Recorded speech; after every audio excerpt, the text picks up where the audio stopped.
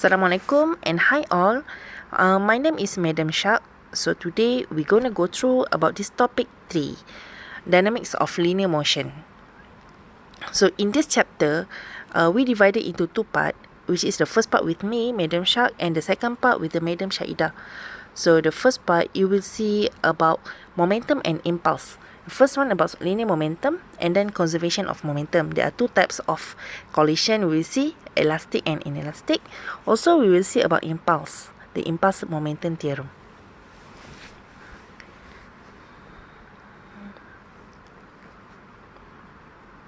And for the second part, you will see about forces. So there are basic forces and free body diagram, Newton's law of motion. So this part you will see with the Madam Shaida. Okay.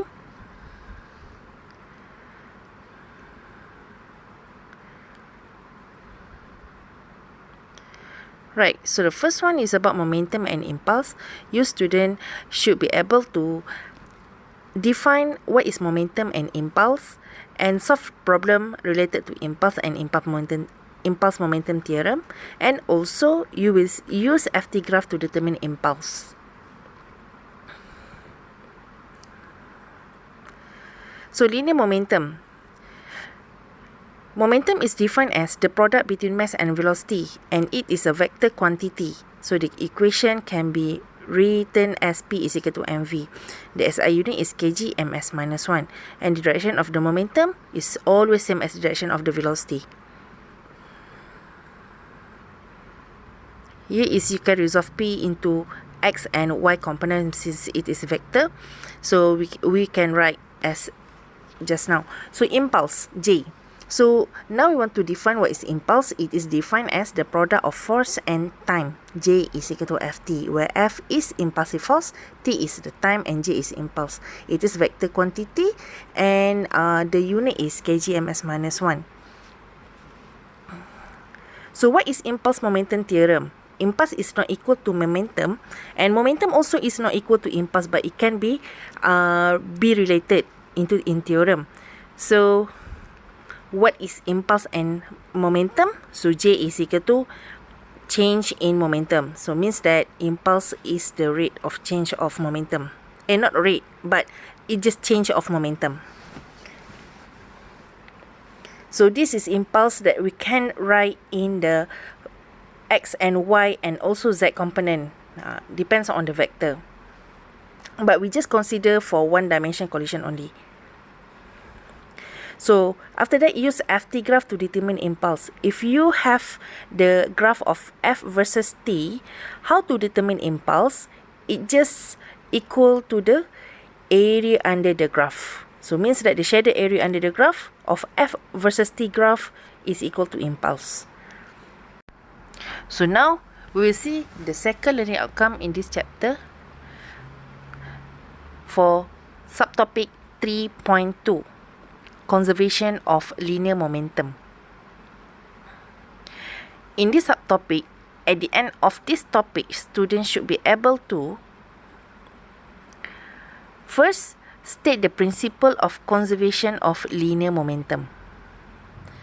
Second, apply the principle of conservation of linear momentum in elastic and inelastic collision in 2D collision. Last one, differentiate elastic and inelastic collision. So principle conservation of linear momentum, it states that the principle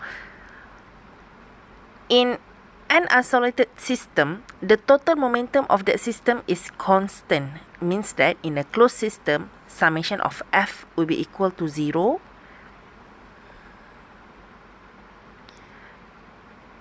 Summation of F is equal to dP over dt, and it is equal to 0. And since dP is equal to 0, means that change in P means P2 minus P1 is equal to 0. So means that P1 and P2 is constant. So summation of Px is equal to constant, and also summation of Py is equal to constant.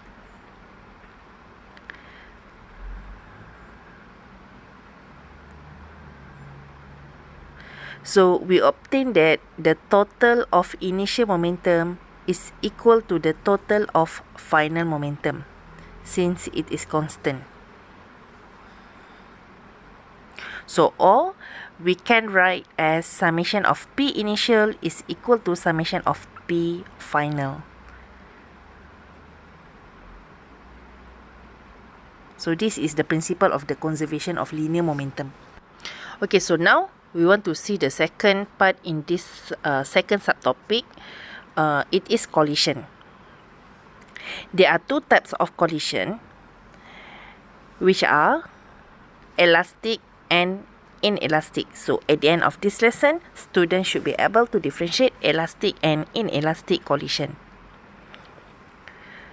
So collision is defined as an isolated event in which two or more bodies, the colliding bodies, exert relatively strong forces on each other for a relatively short time. So here is elastic and inelastic collision. So first one is elastic collision. Elastic collision is defined as one in which the total kinetic energy as well as the total momentum of the system is the same before and after the collision. Head-on collision of two billiard balls.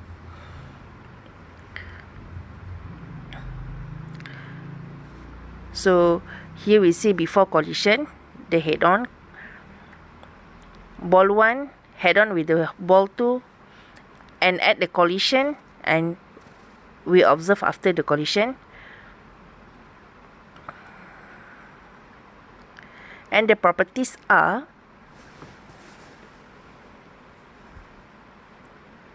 the total momentum is conserved or constant or equal.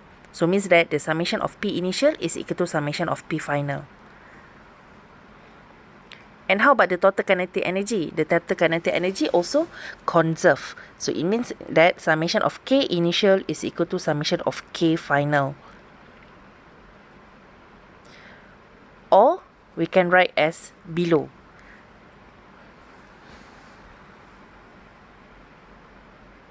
And how about inelastic or non-elastic collision? So the definition is, it is defined as one in which the total kinetic energy of the system is not the same before and after the collision, even though the total momentum of the system is conserved. But completely inelastic collision of two billiard balls. We can see here, before collision, so we have second ball is at rest, and then the first ball hit the second ball, and then after collision, they are stick together. So here we call it as completely inelastic collision. Caution. So everyone must caution for this one. Not all the inelastic collision must be stick together after the collision. In fact, inelastic collision include many situations in which the body does not stick. So the properties are, the total momentum is conserved. It means that summation of P initial is equal to summation of P final, but the total kinetic energy is not conserved. But the total energy is conserved. Summation of E initial is equal to summation of E final, but not for kinetic energy. That's all for today. Thank you.